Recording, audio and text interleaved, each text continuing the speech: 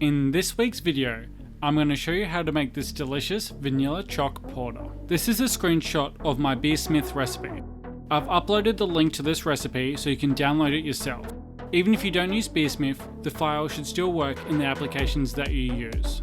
Okay, to start off with, water chemistry. So we've got our charcoal water filter here. This allows us to strip out the chlorine and the chloramines, which is something that you really don't want in your beer. So first off, we're just going to run the hose through it to pressurize it. We've got silicone tubing here rather than a garden hose, as the garden hose can put in some flavors that you don't want.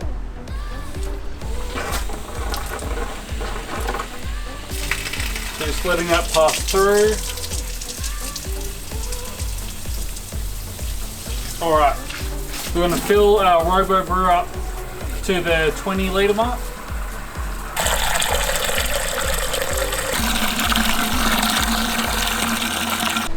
And now we're going to fill up our 19 litre sparge pot to about 18 litres, just enough so we can carry it indoors without splashing it.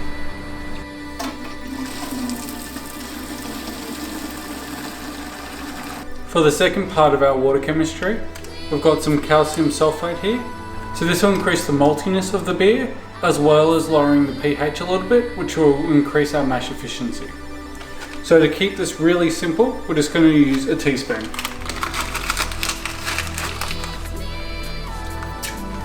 Simple as that. Okay, so we've just set our strike temperature to 72 degrees. It's time to stir in our grains. We've just hit our 72 degree strike temperature. It's good to have two people. One person can hold the bag and stir, the other person can pour in. If not, just do a little bit at a time.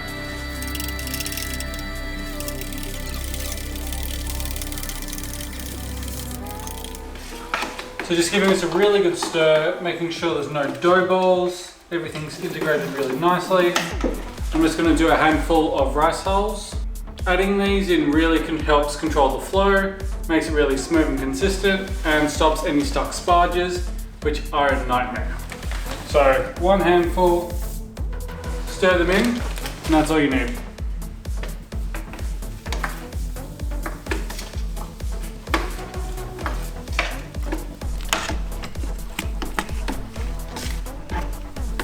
So this is looking really good. It's not too porridgey. And as you can see, it doesn't look like there's any dough balls. It's all really consistent. So we're just going to let this sit for about 10 minutes. Let the bed compress before we start the pump. So the reason we set the strike temperature 5 degrees higher than the desired temperature, as you add the grains, it brings the temperature down. So as you can see here, we're set to 72, we're at 68. We want to be mashing in between 67 and 68. This is a bit higher than normal because it gives the beer more of a fuller body. So what I'm going to do is now just lower this temperature.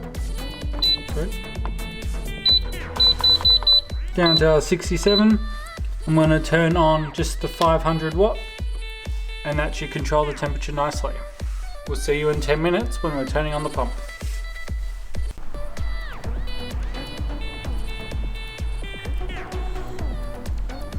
Ten minutes has passed, so now I'm just going to turn on the pump. I'm going to wash down the sides here and then put on the top screen. Already it's got that really nice dark colour. Alright, so I'm just going to put on this top screen.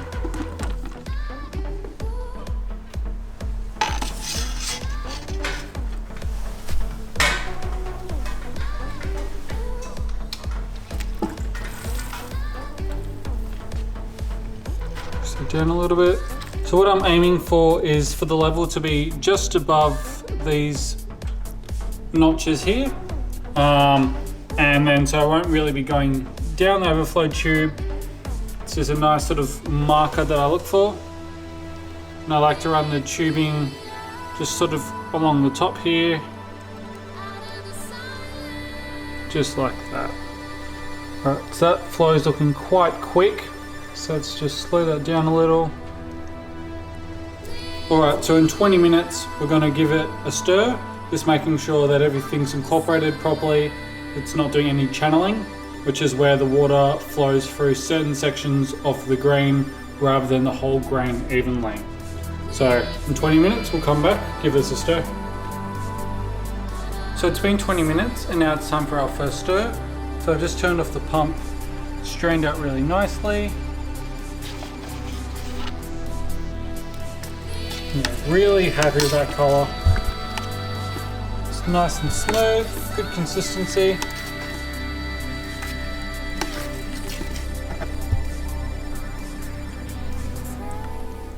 So I'm going to stir this again, so we're at the 20-minute mark now. We're going to do it at 40 minutes and then 60 minutes. I'm not going to show you the next two as it's just the exact same procedure. But after the 60-minute stir, it's time to start our sparging process. So that's when I'll see you next.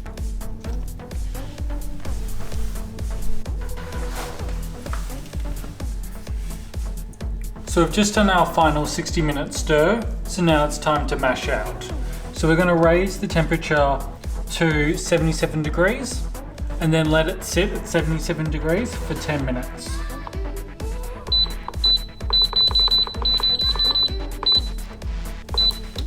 We're going to turn on both elements for this.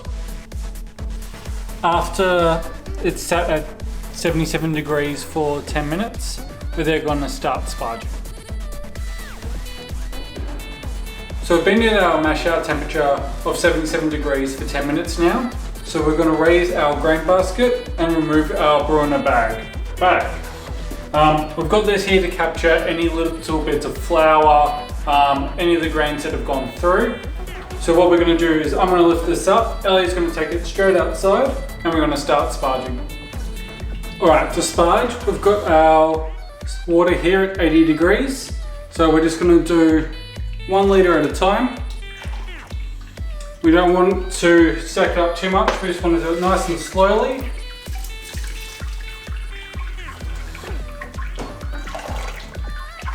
And we're going to sparge up to the 29 litre mark on our Robo.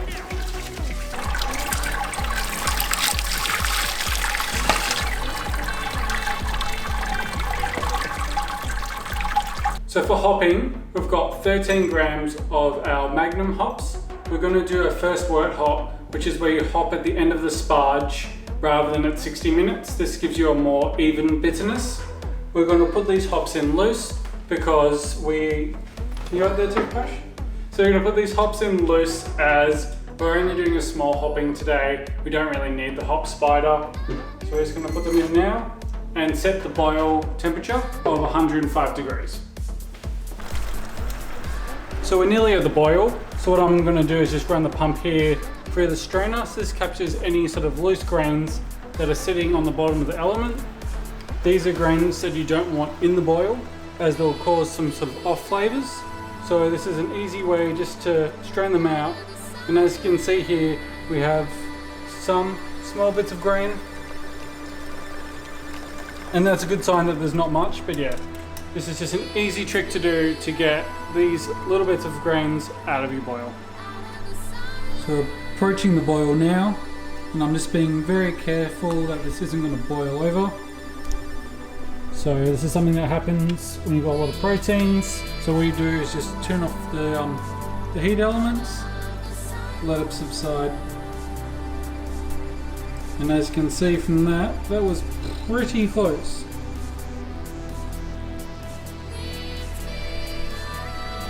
I'm just trying to stir in all these grains and I'm just cycling the heat elements on and off just to keep the foam under control.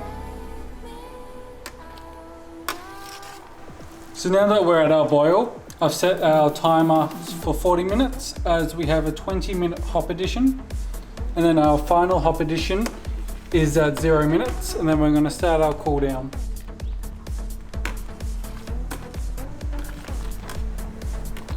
So we've got both elements on now. As you can see, it's not foaming as much.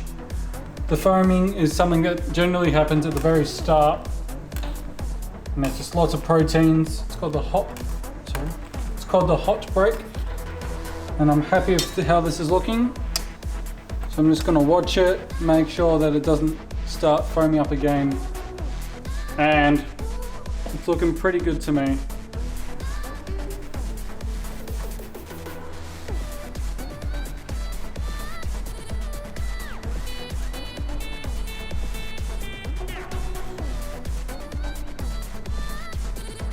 We're now at the 20-minute mark. We're going to add our fuggle hops. We've got 15 grams here, and we've also got our Werflock tablet, which we're going to add in. What the Werflock does is it's a binding agent, so it'll grab all those proteins, bring them together, which will help them drop out, which means you'll have a clearer wort. So we've just turned on our cooling system, as it's been boiling for 60 minutes. We've got our last hop addition here, which is 10 grams of fuggles. So now we're going to cool this down to between probably 25 and 30 degrees. We're using kveik yeast today, which has a high heat tolerance, so we can pitch it at a much higher degree than normal. But I'm not too sure. I think I want to keep this kind of low, 25 to 30 degrees, so we don't have any of those sort of the fruity flavors that aren't really to style for this beer. So if we ferment lower, we'll have a nice cleaner yeast profile. So we're just going to keep an eye on this temperature, and we're going to use the wastewater once it's cooled down to clean our fermenter. Okay, so that temperature is not too hot. So we've just added 5 mils of our sanitizer. I'm just going to give this a good clean.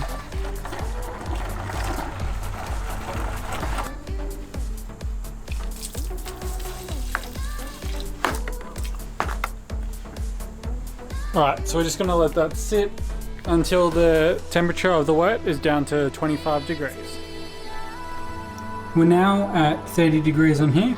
I know we're going to lose some temperature transferring it, so we're going to start that now.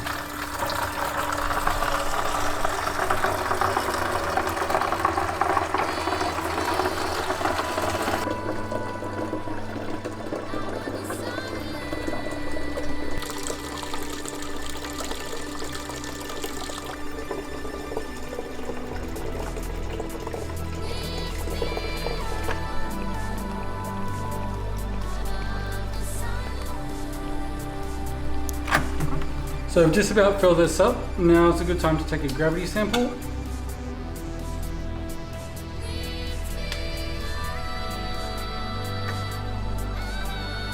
Right, so we'll just let this cool down, as we're still probably a little bit too hot, as the gravity sample is accurate at about 20 degrees Celsius, and we're currently sitting at 27 degrees. So now I'm just going to finish filling this up. Okay, looks like, yeah, we're really at the end here. So I'm happy with that. Now we're going to add our yeast. From the temperature on here, we're sitting at between 22 and 24, which is exactly where we want it to be. So for this kveik yeast, we don't need to add a whole packet, as it performs really well. So we're just going to do about half a packet there.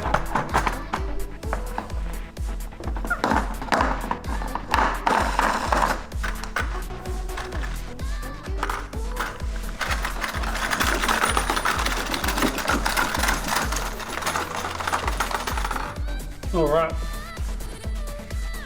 so we're sitting at, would be about 25 litres, which is a bit more than I planned actually, but that's alright. It just means that we're going to have to bottle some, and it means that our alcohol percentage will be a little bit less. But porter, we're doing an English porter, which is meant to be lighter alcohol, easier drinking, so that doesn't really bother us. So I've just transferred it in. I've added this hoodie to prevent light strike. So when UV hits the beer, it does some sort of chemical transformations, and it just gives you some really bad off flavors. So the hoodie is going to work really well to prevent that, and it's also going to work as a bit of an insulator. We're not going to be doing any temperature. We're not going to be doing any temperature control for this beer. The kveik is going to work well in the range that it's in. We like to keep the house at around 20 degrees Celsius, which is perfect for this kind of fermentation. I've got the spunding valve set to wide open at the moment, so it's going to naturally build some pressure. After about a day, I'm going to close this valve, set it to about 12 psi, and let it sit from there. So we're going to ferment this beer for about 2 weeks, and after the first week we've got some cacao nibs, which we're going to toast up in the oven and add into this. So we'll see you in a week's time when we're doing that toasting.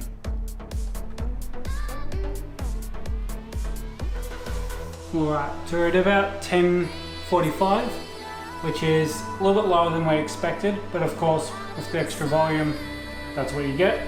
But that's going to be perfect. This kveik's going to ferment it down to about 10:10. So rough guess, it's going to be about a 4.5% beer, which for the style, it's bang on.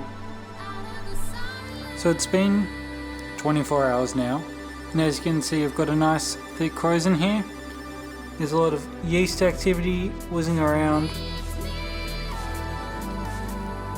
And of course, we've got toothbrush just chilling, observing. Alright, so now it's time to start the chocolate part of our Choc vanilla porter. So we've ordered these cacao nibs on Amazon. I'll chuck the link up now. It's just an easy way to get them, as I find in the supermarket can be a bit hit and miss depending if they've got it in stock. So we've got our oven preheated to 180 degrees. We're going to put it in for about 10 minutes, give it a toss them around, get them moving again, and then probably another 10 minutes or until they're smelling like brownies, which I'm really excited for.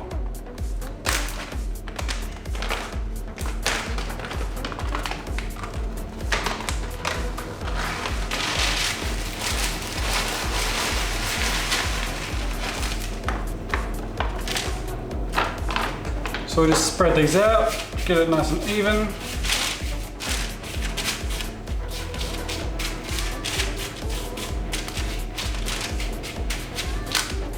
Alright, that's looking good to me. Let's get this in the oven.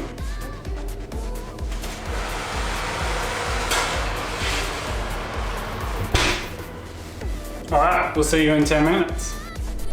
So it's been 10 minutes and it's looking and smelling awesome. Another thing we've got going is we've got a saucepan with our hot bag in it. So we're going to transfer this into the hot bag once it is finished boiling and being all sanitized. So I'm just going to give this a good mix around.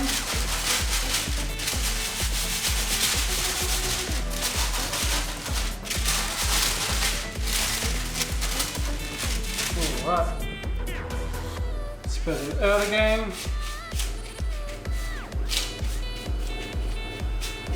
And this is going to go in for another 5 minutes and then it'll be ready to go.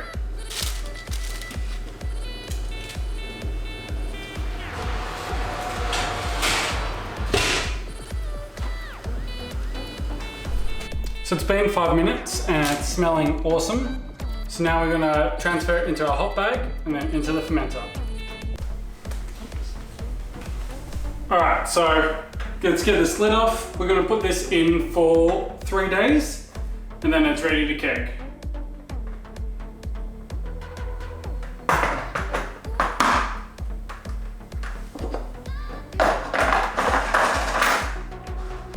Okay, so it's been 3 days since we've had our cacao nibs in the fermenter. So now we're transferring it over to our keg. We're doing that simply by running gas into the fermenter at 10 psi. We've got the keg set to 7 psi. That small pressure difference is enough to allow beer to flow from our floating dip tube into this keg.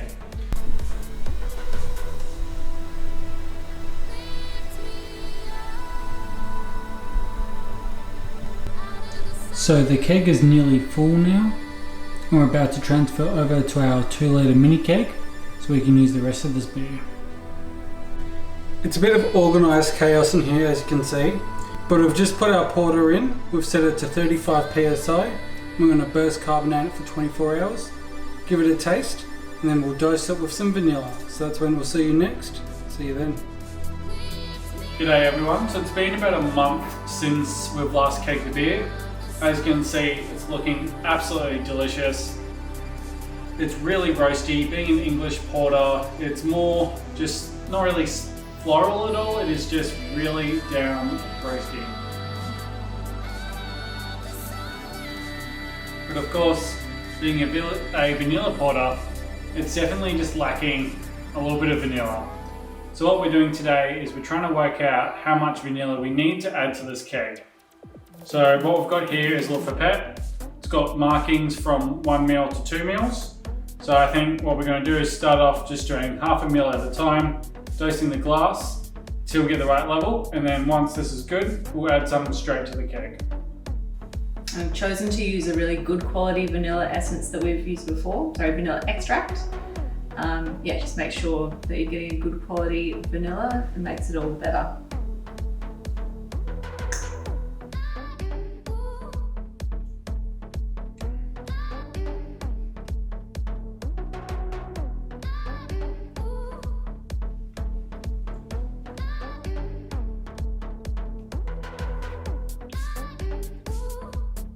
Needs more? A little more. Yep. Not So this will bring it up to a 1 ml dosage.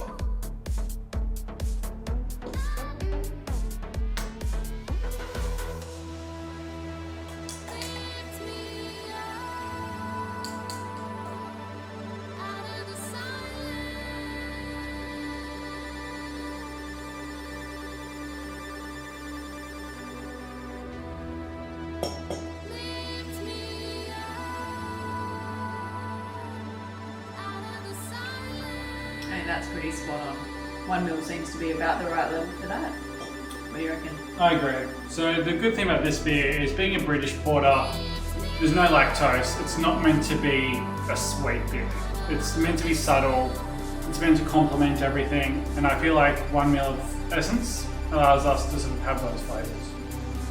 Sounds good. All right, so this is about 375 mils, this glass. So 1 ml of extract.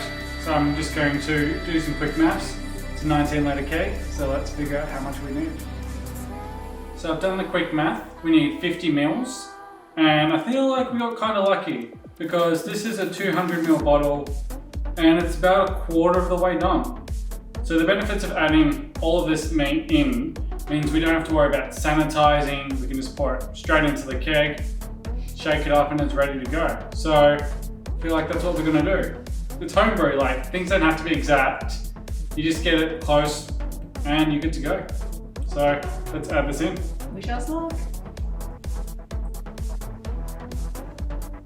All right, so ignore the messy keezer. There's a lot going on. We've got a lot of beers in here. We're dry aging a steak, which is gonna be a video coming out actually pretty soon, which will be good. But all right, let's get this going. So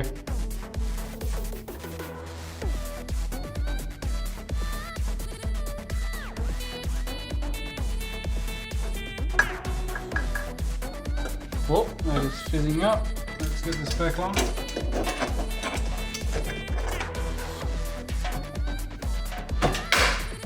And that was close. So note to self and to all of you guys, if you're dosing a keg and it's gonna add some nucleation sites, so it's gonna get really, really bubbly, so act quick. Right, let's turn this back on and let's wait a little bit and let that mix through. So there you have it. We've got a delicious beer. It's light, it's easy drinking, and really satisfies that sort of dark beer that during these summer months. And we're gonna really enjoy this keg. So I hope you enjoyed this video, and if you did, please like and subscribe, and we'll see you in the next week's video.